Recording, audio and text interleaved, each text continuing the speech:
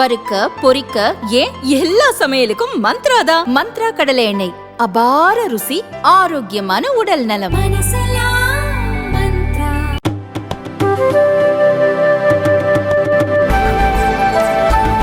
all its forms and manifestations, and recognize that it constitutes one of the more serious threats to international peace and security. So, in conclusion, as you can all see, all G20 member states have come to New Delhi with a strong sense of responsibility about addressing the most pressing global challenges. Speaking for India, we are clear that no one left behind, as the finance minister highlighted. No one left behind is as much a foreign policy goal as it is a domestic one. Indeed, it should be a global one. Obviously, there are differing viewpoints and interests at play in regard to the various issues under discussion. However, we have been able to find common ground on all of them. As a result, we can justifiably state that under Prime Minister Narendra Modi's guidance, the New Delhi summit has given clear directions for the growth and development of the global economy in the years ahead. We would be glad to respond to your queries. Thank you. Thank you very much, sir. Before I open the floor for questions, let me just mention that the document in question, the New Delhi Declaration, has been uploaded on the website about an hour ago, and please have a look at it. Let me open now the floor. I see gentlemen at the back. Yeah, right there at the back on the left. Yeah. Parikshit, right? Yeah, please. No, not there. Behind you.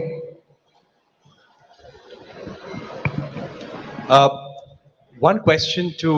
Please introduce yourself and the organization. I'm Parikshit Luthra from CNBC TV 18.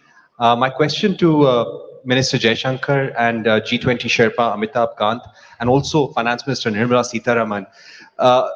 How difficult was it to have consensus on the wording of the Ukraine-Russia war? This has been a difficult point in every conversation in the G20. There were several drafts circulated. We heard of a new draft this morning as well. Were there any countries which actually helped India in bringing consensus on the table? I see a name. I see the lady here. Please, ma'am. Yeah, you.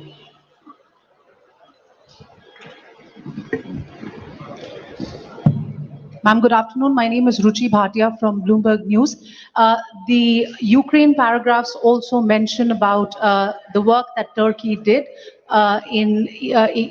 with respect to getting some sort of a consensus on the issue of the Black Sea grain deal as well. Where are things with respect to that, and can we expect any movement on that critical issue anytime soon, because it does concern several nations across the globe?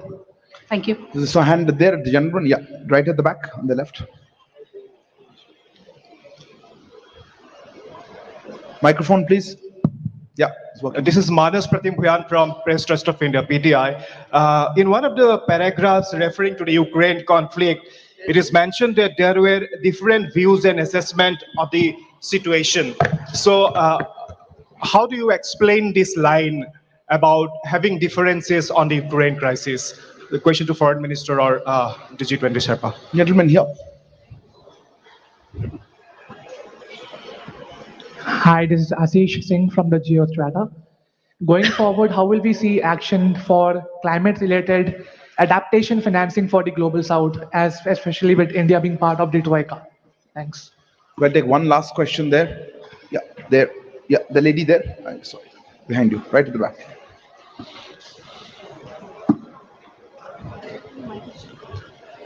Okay. Hi, I'm Hamna from Brute. I wanted to know, does India see itself as the leader of the Global South, and how did it assume this role? Because there's been a lot of conversation about bringing the Global South together. So, yeah. Sir, may I didn't get the last one. The last one. How does India see itself as leader of the Global South? As the leader of the Global South. Where is this lady? I'll just go with the stop, then I'll. Let me respond to some of the questions, and then I'd like request the Sherpa to come in on that after me. How difficult was it to forge consensus on the Ukraine issue? This, as we have pointed out, is a declaration of 83 paragraphs. It has a lot of content. There are a lot of subjects which have been covered, some of which we have spoken about. But obviously, because of the ongoing conflict, the strong views about it, considerable time was spent, especially in the last few days, in regard to geopolitical issues, which really centered around the war in Ukraine. The question who helped, I mean, eventually everybody helped because everybody came together for the consensus. But I think if Sherpa would bear me out, I think the emerging markets took a particular lead on this, and many of us have a strong history of working together. Bear in mind that actually you have four developing countries in succession as G20 presidency: Indonesia, us, Brazil, and South Africa. So, but I would say, rather than who helped, the point to be recognized is that a common landing point was ultimately fashioned out. On the Black Sea grain corridor, there are many discussions going on. As you know, the foreign minister of Russia is here. The president of Turkey and his delegation are here. UN Secretary General is here. Other people are here. So it's natural that there would be discussions going on this. In the past, I should add, when the Green Corridor was created at Bali last year, we had also, in our own way, contributed to some bridging of viewpoints and concerns, both between at that time between Turkey and Russia, and also worked with the UN Secretary General. On the sentence, or that phrase about having different viewpoints and assessments, I think we are being transparent. I mean, it is a fact. This is today a very polarizing issue. There are multiple views on this. There are a spectrum of views on this. So I think, in all fairness, it was only right to record what was the reality in the meeting rooms, and I think that is the sense that is sought to be captured. And I will leave the climate action issue to Sherpa, and I don't know if Finance Minister would like to speak on it. But on the global south, look, it is not, what India has tried to do, beginning with our presidency, was to seek to ensure that the concerns of the global south constitute the core agenda of the G20 deliberations. Because after 3 years of pandemic, after economic disruptions of various kinds, after the impact of the Ukraine conflict, after climate events, the fact is that the countries of the global south are in deep economic distress. And that distress has not, in our view, been fully recognized till now. And we therefore very consciously started off with the Voice of the Global South Summit. But again, I emphasize, the voice was of the summit.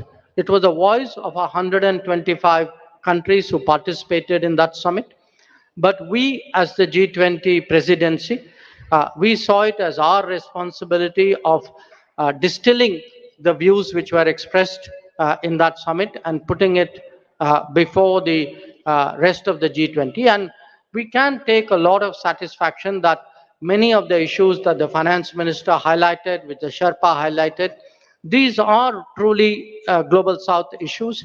And we hope that certainly the Delhi summit and the deliberations which will take place today and tomorrow would give strong guidance to take them forward. Sherpa, Amitabhji, if you want to add to it. On the Russia-Ukraine crisis, India worked very closely with Brazil, South Africa, and Indonesia. And I want to say that it was the emerging markets which played a very key role. India worked with all the emerging markets which played a very key role. There was very tough, very ruthless negotiations which went on for several days non-stop. And I really feel that in the end, the issue was clinched because of the leadership of the Prime Minister, because eventually we had to say that the leader wants it and this has to be delivered. And secondly, I really want to thank Mr. Shankar. I constantly took his advice and he guided me, and he gave me two really outstanding officers. One was Naidu, Nag Naidu, who's a very outstanding officer and very enthusiastic, motivated young officer who worked with me, Inam Gambhir. They did a really outstanding job as far as the geopolitical issues concerned. I had two other foreign service officers who've done brilliant work, Abhay Thakur and Ashish Sinha, on different aspects. But on geopolitics, they've done a really spectacular work. So it was really great teamwork. It was just brilliant teamwork by India, which has enabled us to achieve consensus on an issue on which the world has evaded any consensus. Even the Bali document, which we talk about, actually, we could not move forward with it because we could not arrive consensus in it for the first meeting. And on climate, let me tell you that this is one of the most ambitious document on climate, because it talks about almost 5.9. It moves first the language from billions to trillions, and secondly, it talks about 5.9 trillion requirement for the presidency and for the G-20 countries. And it lays a huge focus on life principles. It lays a huge focus on reforms of the multilateral institutions, because they were designed for the World War II and not for climate action. So all of these, it talks about new financing instruments, many other things, but in totality, if you look at it, it's probably the most vibrant, the most dynamic, and the most ambitious document on climate action that has come out anywhere. Finance Minister. Just to add one line on the climate finance matter, the question was raised whether mitigation is being dealt with or not. It deals with the mitigation, all right, but it also looks at adaptation and resilience. I think now the debate on climate finance is also moving much more into resilience, whether it is infrastructure or planning for it or funding. Resilience takes precedence. That is one. And second, country-specific solutions are now going to be possible. It's not going to be one size fits all. The problem of each country, particularly on climate, is so different from one another. So this Delhi Declaration and also the discussions which were held during India presidency has focused on that. And thirdly, pricing and non-pricing tools are also now available for countries to adopt. It is not just going to be price it if it is carbon intensive and forget the others. Countries do demand pricing as one of the tools, but non-pricing solutions are also going to be a lot more friendlier to countries with different carbon emission levels. Thank you. Thank you. I'll open there's a lady here. Yeah, please. It's okay. No, ma'am, the microphone's already there. Yeah, go ahead, ma'am. You have the microphone.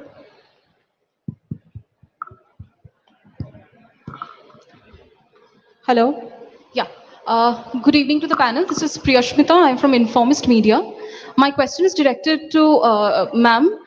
That is, now that there is a global acceptance of the fact, or at least a G20 acceptance of the fact regarding food and energy security, what is the immediate ramification on inflation and growth forecast, both domestically and globally, that you see? Thank you. Well, The gentleman globally, I there. think it'll Ma'am, have, oh, sorry. Ma'am, we can take questions Yeah, together. okay. Yeah, gentleman there. Yeah, you. The gentleman there who's put his hand up, if you could give the microphone to him. Yeah, thank you. No, not him, not him. I'll come to you, sir. I'll come to you in a minute. Person in front of you. Hold on there at the back. Yes, sir, you go ahead. You had the floor. Yeah, go ahead. No, not you, sir. Okay, since you have the microphone, go ahead. Go ahead. I don't want to waste time. Go ahead. Hi, Stephen Borwick of Nikkei Asia. My question is for Foreign Minister Jaishankar. Is today's achievement a step towards achieving what India has described as a world of greater multi-alignment, as opposed to the more old-fashioned sense of an international rules-based order? Thank you. Yes, sir. You had the microphone. Go ahead. Is the microphone on? Yeah, thank you very much. I just wanted Minister Please Jaishankar, introduce yourself. Dr. Wail Awad from Sana, correspondent in India. Mr. Jaishankar, Honorable Minister, when you talked of the counter-terrorism measure, how serious was the members of the G-20 and fighting terrorism together? Thank you. Yes, ma'am. You had a hand up quite some time. Yes, you right here, second row.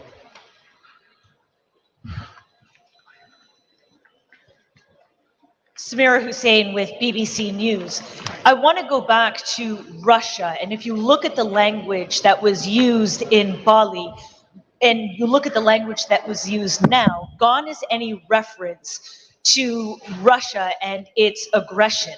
Were those concessions made in order to get Russia to sign on? And do you think the weight of this has been watered down and does that take away from its importance, especially when you're talking about fuel and food security? Yes, you. Yeah. Right in front. No, ahead of him, please. I saw his hand. Yes, you. Please, go ahead.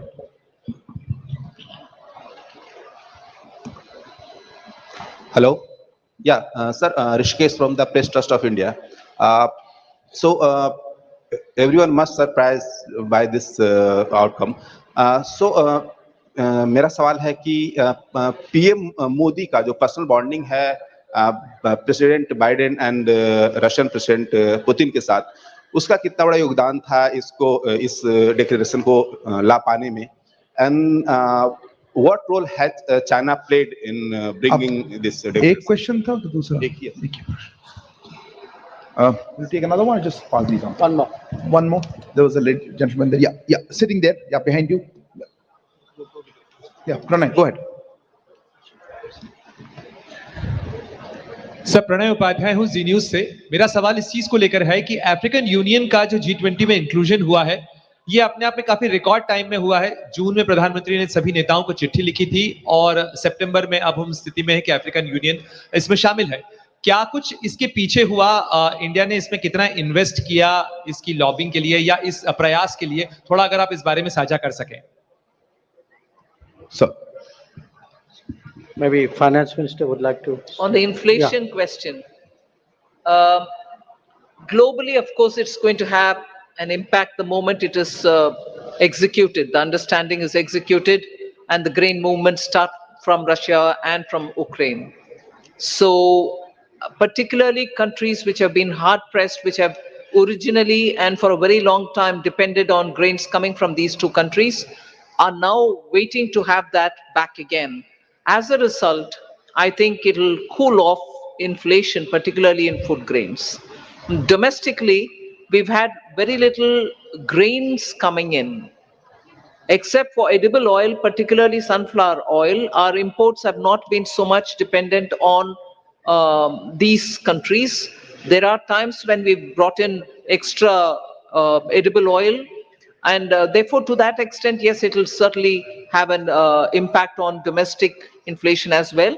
But largely, India's domestic inflation is affected by vagaries of the monsoon or supply side problems. Global impact is not as much as countries which are outside dependent on grains coming completely for their consumption from outside. If I could respond to the question whether this is a world of monthly alignment.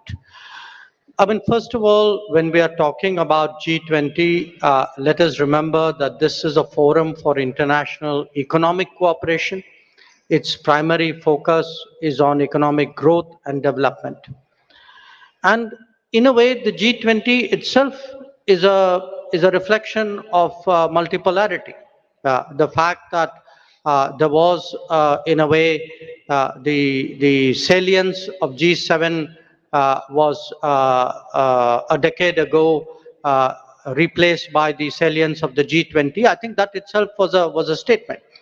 Now, what you see before you in terms of the leaders' declaration and the discussions that are going on are obviously discussions among a very broad, very diverse range of countries at different levels of economic development, whose economic and social, cultural composition is quite different from each other. So I think in that sense, it's quite reasonable to assume that there is a certain there's a spectrum of views and interests out here, which we have tried to harmonize to produce the declaration. The question on counter-terrorism, what happens? I would draw your attention to paragraphs 74 and 75 of the leaders' declaration. 75 speaks about the role of the FATF because clearly the financing of terrorism is a very strong concern which the entire international community, not just the G20, shares. The 74 deals with illicit trafficking and diversion of small arms and light weapons. So I think these are concerns. So within the G20, I think these conversations are quite helpful, but obviously in terms of policy action, they will be carried into their particular mechanisms and forums which focus on the issue. With regard to the to the comparison with the Bali declaration, I would only say Bali was Bali and New Delhi is New Delhi. I mean, Bali was a year ago. The context, the situation was different. Many things have happened since then, and in fact, if you see in the geopolitical segment of the leaders' declaration, there are in totality 8 paragraphs, 7 of which actually focus on the Ukraine issue, and many of them highlight problems which are of great contemporary significance. I mean, including the efforts of the Istanbul agreements, the concerns about unimpeded deliveries of grain, foodstuff, and fertilizers, the issues of attacks on the relevant infrastructure. So I think it's, one should not have a theological view of this. I think the New Delhi Declaration responds to the situation and concerns as it is today, just as the Bali Declaration did in a situation which was there a year ago.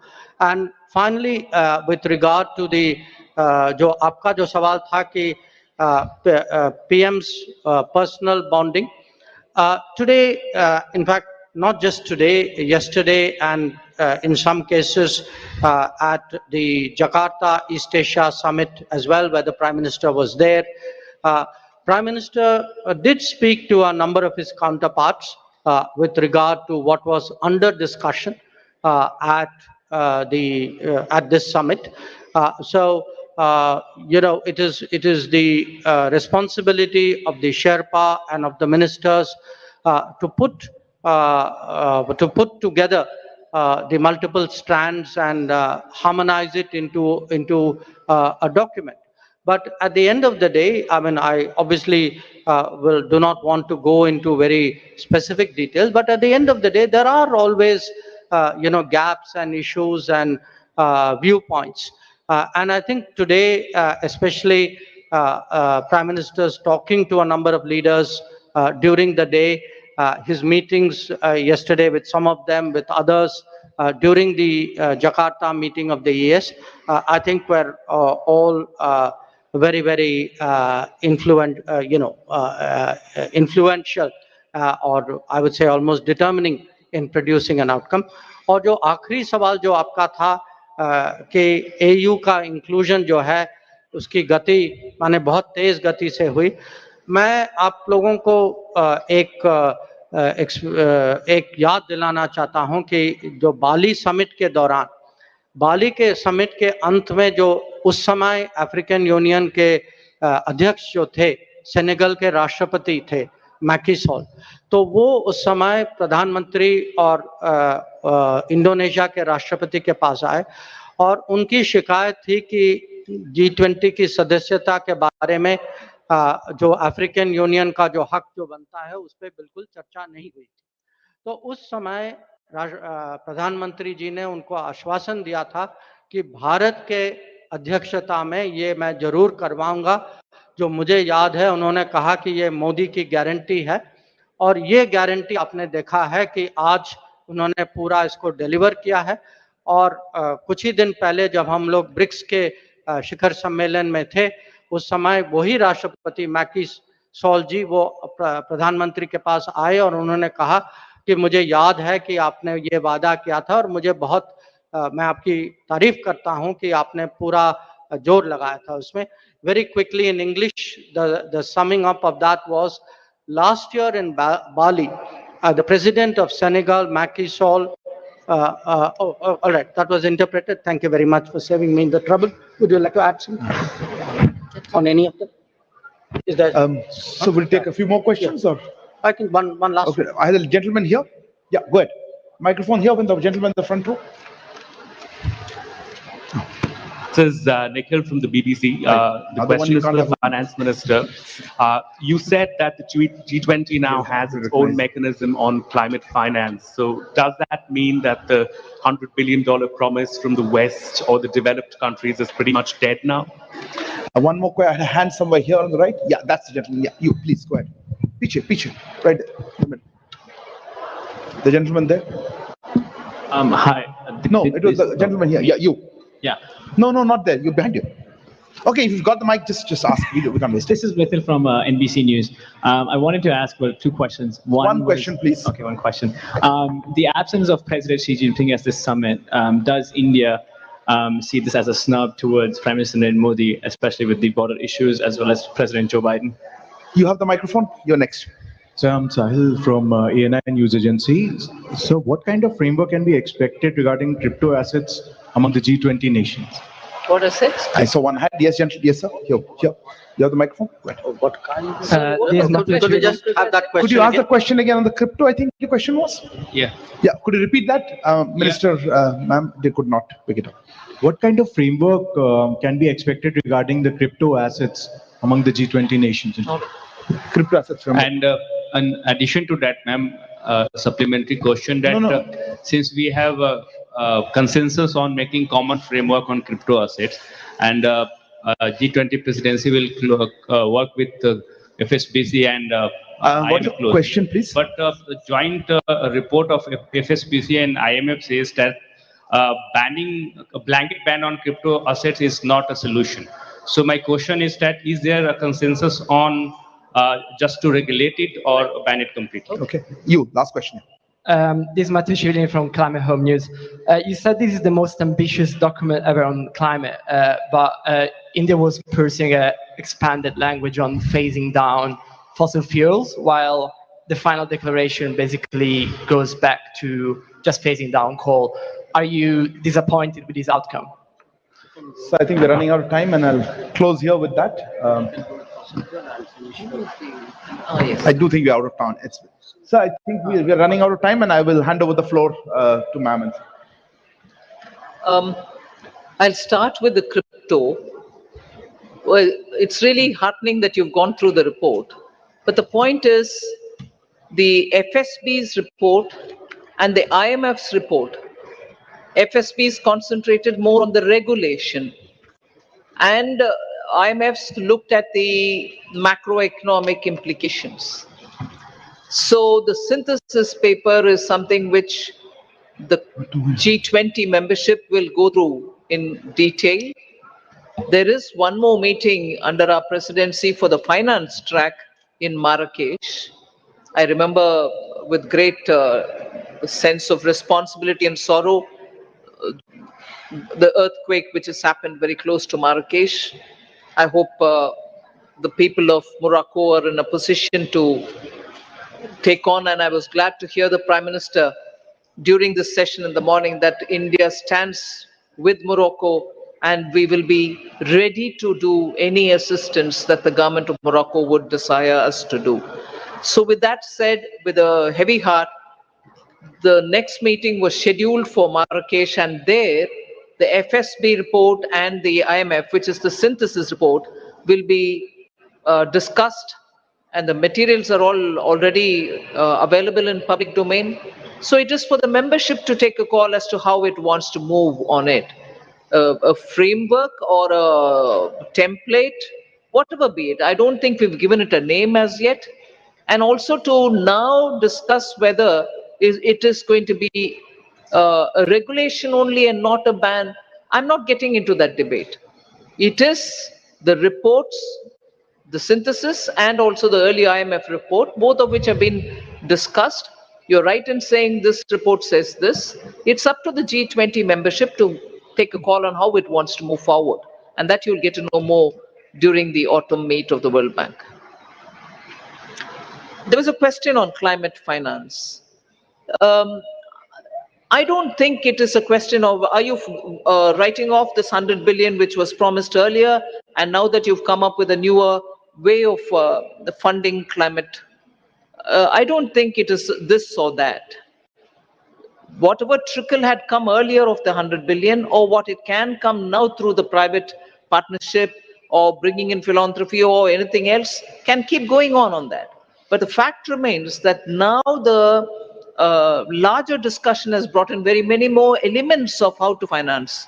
So both will have its own role to play because climate issues attain great sense of urgency.